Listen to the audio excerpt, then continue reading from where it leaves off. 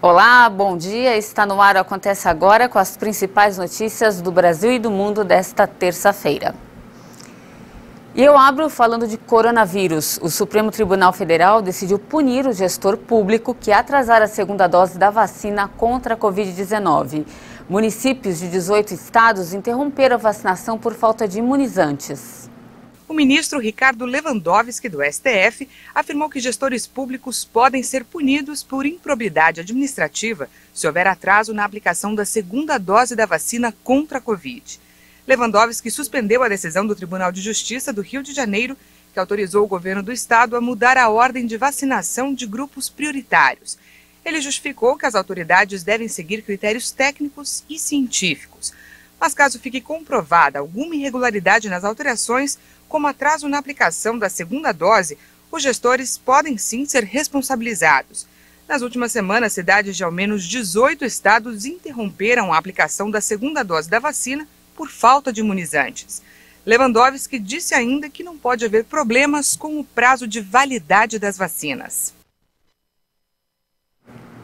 Um estudo preliminar realizado nos Estados Unidos revelou que um ano depois, pacientes que tiveram Covid-19 grave ainda têm anticorpos.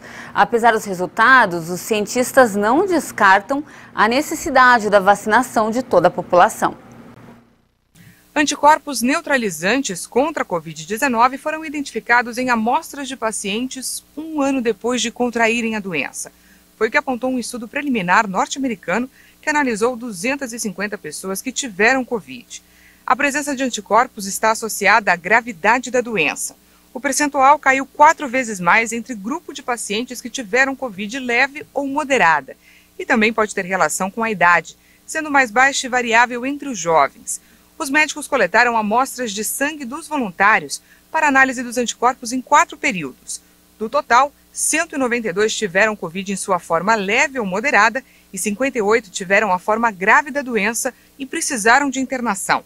Ao final de 12 meses, 100% do grupo que havia sido hospitalizado ainda apresentava anticorpos neutralizantes, enquanto que entre os que contraíram a doença em sua forma moderada e leve, esse percentual caiu para apenas 18%.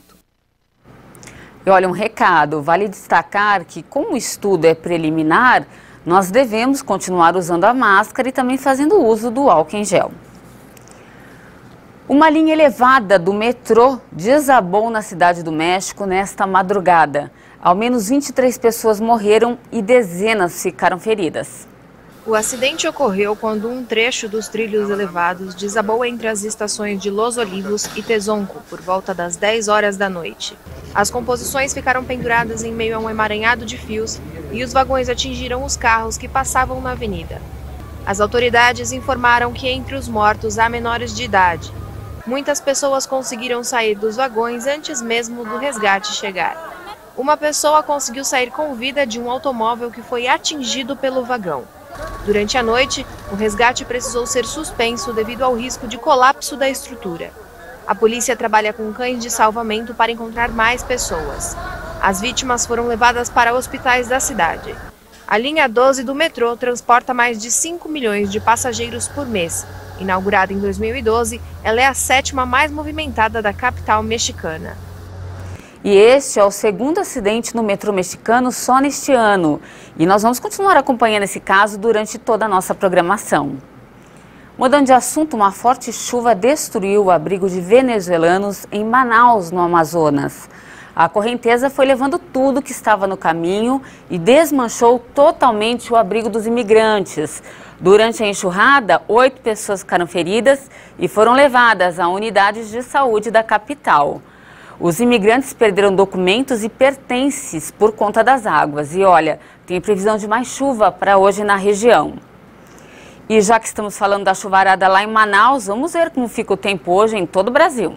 O avanço de uma frente fria em alto mar próximo ao Uruguai vai provocar instabilidades no Rio Grande do Sul nesta terça-feira.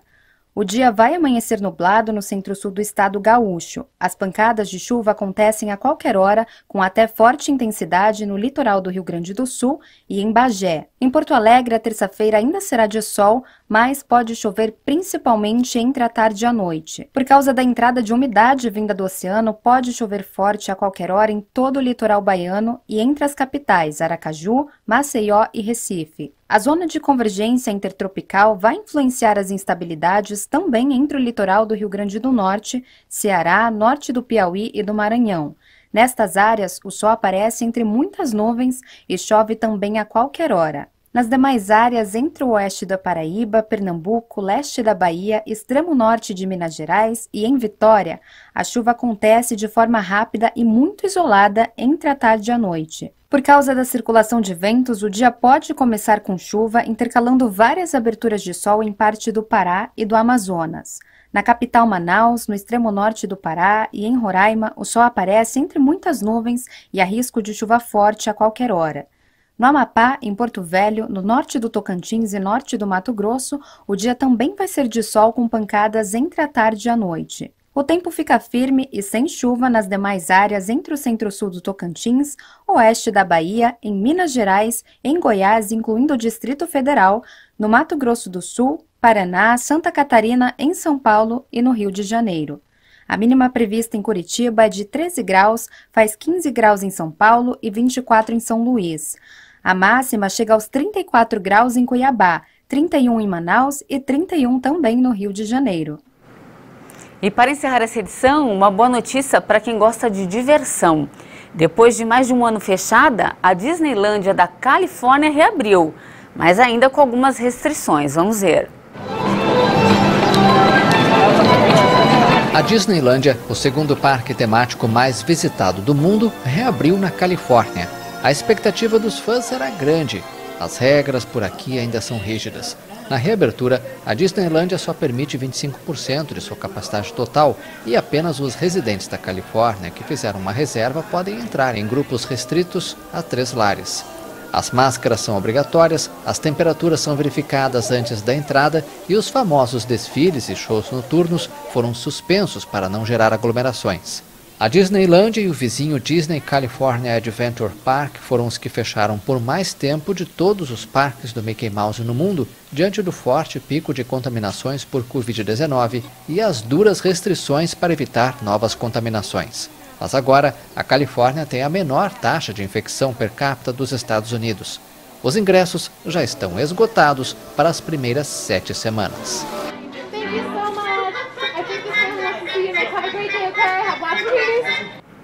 Não temos mais tempo, essa edição fica por aqui. Muito obrigada pela sua companhia. Eu volto às 11 da manhã falando sobre o câncer na região do estômago, que nos últimos anos tem aumentado muito entre jovens. Você não pode perder, é daqui a pouquinho e eu espero você. Até mais.